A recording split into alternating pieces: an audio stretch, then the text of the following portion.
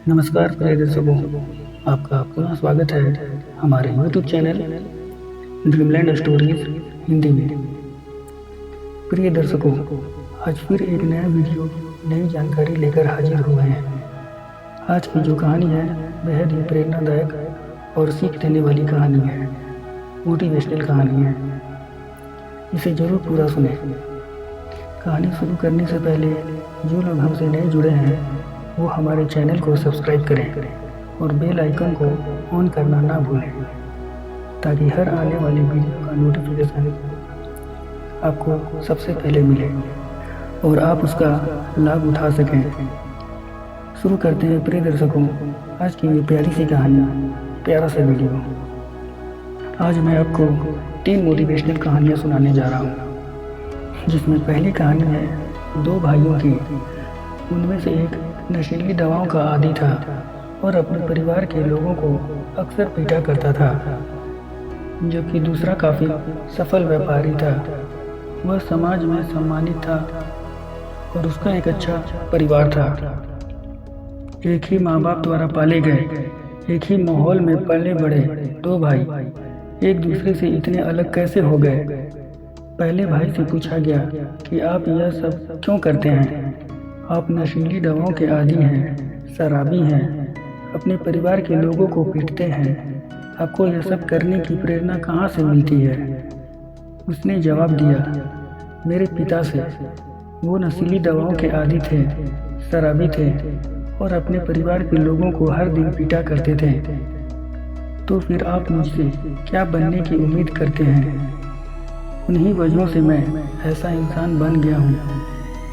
जब दूसरे भाई से पूछा गया, आप सारे सही काम क्यों करते हैं? आपकी प्रेरणा का स्रोत क्या है? तो देखिए उसने क्या जवाब दिया। मैं जब छोटा था तो अपने पिताजी को शराब के नशे में धुत और सारे गलत काम करते हुए देखा करता था। मैंने उसी समय सोच लिया था कि मुझे उनके जैसा नहीं बनना है। दोनों भाई एक ही स्रोत से प्रेरणा हासिल कर रहे थे प्रिय दर्शकों, लेकिन एक ने उसका इस्तेमाल सही ढंग से किया और दूसरा गलत ढंग से कर रहा था।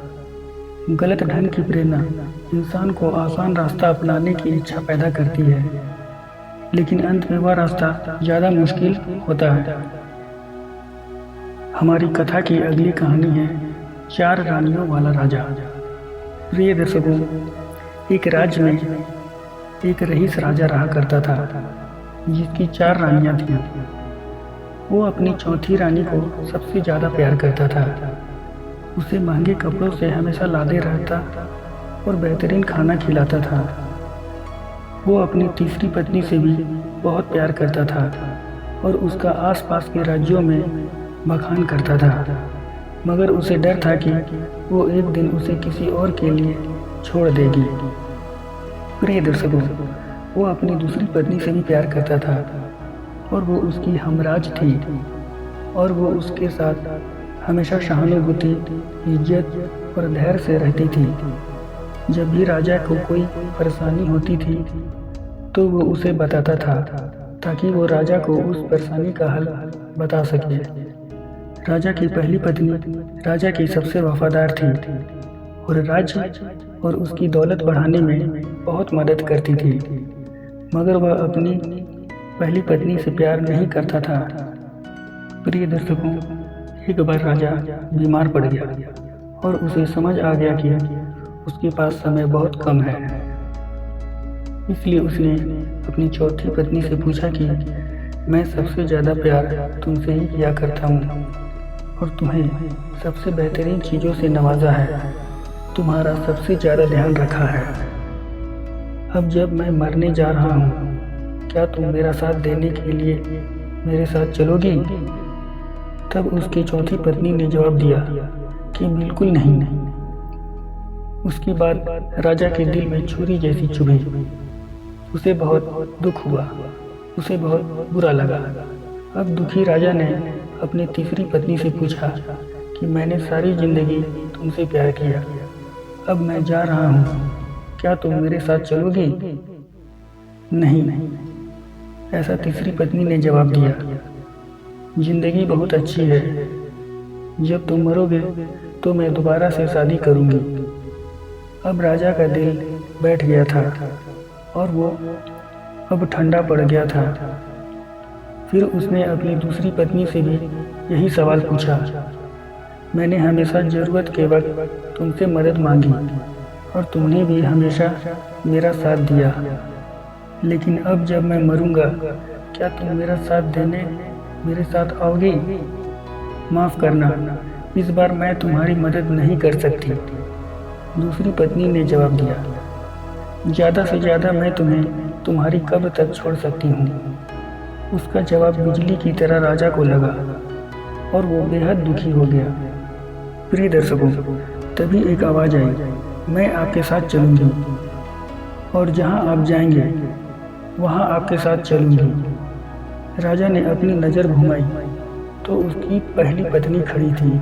वो बेहद कमज़ोर थी क्योंकि वो ठीक से खाती नहीं थी। दुख से भरकर राजा ने कहा कि जब मेरे पास मौका था तब मुझे तुम्हारा बेहद ध्यान रखना चाहिए था।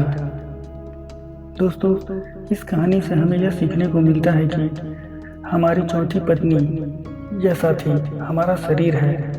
हम चाहे इसे जितना भी सजाएं धजाएं या जितना भी दिल लगाएं, मृत्यु के समय यह हमें छोड़ जाएगा।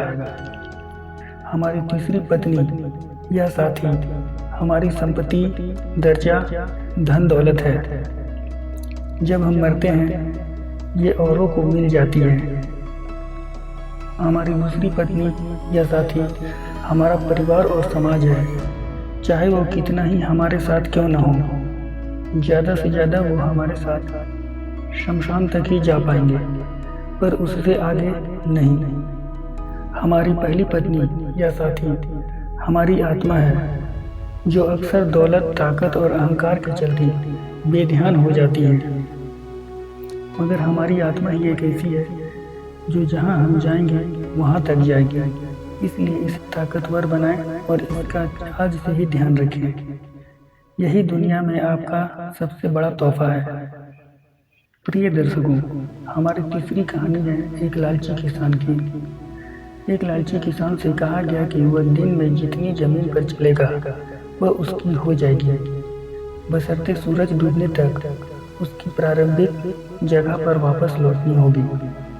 ज़्यादा से ज़्यादा जमीन पाने के लिए वह किसान दूसरे दिन सूरज निकलने से पहले ही निकल पड़ा। वह काफ़ी तेज़ी से चल रहा था क्योंकि वह ज़्यादा से ज़्यादा जमीन हासिल करना चाहता था।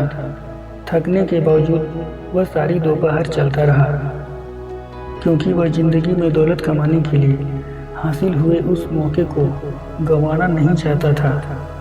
प्रिय दर्शकों, दिन ढलते वक्त उसे वह शर्त याद आई कि उसे सूरज डूबने से पहले शुरुआत की हुई जगह पर पहुंचना है।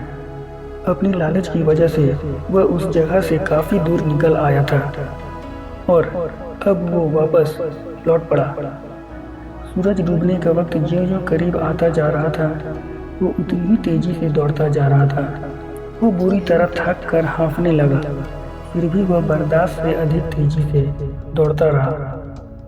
नतीजा यह हुआ कि सूरज डूबते डूबते वो शुरुआत वाली जगह पर पहुंच तो गया, पर उसका दम निकल गया और वो किसान मर गया।